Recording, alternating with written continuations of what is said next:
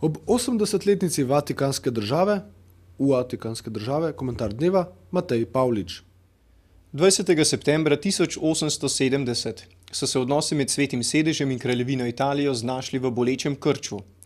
Garibaldijeve irredentistične čete so namreč na ta dan pri mestnih vratih Porta Pia izvedle napad in zavzetje mesta Rim. Dan, na katerega je novo nastala italijanska država prišla do glavnega mesta, pomeni po drugi strani konec tisočletne papeške države, ki je v svojih najboljših obdobjih obsegala dobršen del osrednje Italije. Papež Pij IX se je razglasil za ujetnika v Vatikanu, italijanski kralj in politika pa se je znašla v velikanski zadregi, kako pred očmi 100% katoliške Italije urediti odnos z voditeljem katoliške cerkve.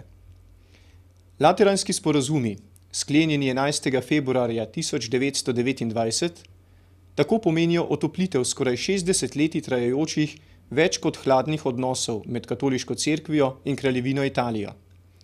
Lateranski sporazumi so konkordat, ki je meddržavna pogodba sklenjena med Svetim sedežem in neko državo. Sklenjenih konkordatov je bilo v 20 letih 20. stoletja kar 7, tako da lateranski sporazumi niso edini. Gotovo pa so bili izredno pomembni, saj so urejali odnos papeža in njegove države do širšega okolja, v katerem se Vatikan, ta pol kvadratnega kilometra velika državica, nahaja. Katere so najpomembnejše točke lateranskih sporazumov? Kraljevina Italija je priznala suverenost papeške države, skrčene na Vatikan, od tod tudi ime državice Città del Vaticano, mesto Vatikan. Papež, takrat Pij XI, pa je priznal suverenost kraljevine Italije. V duhu gesla Svobodna cerkev, svobodna država je bilo uveljavljeno načelo ločenosti cerkve in države, razumljeno kot avtonomija delovanja obeh družbenih dejavnikov na svojem področju.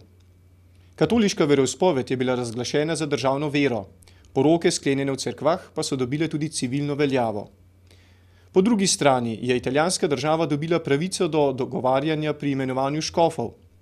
Določena pa je bila tudi odškodnina, ki jo je papež prejel kot nadomestilo za izgubljena ozemlja in stavbe papeške države. Konkordat je ostal v veljavi tudi po drugi svetovni vojni, vse do leta 1984, ko je bil med Republiko Italijo in Svetim sedežem sklenjen nov sporazum.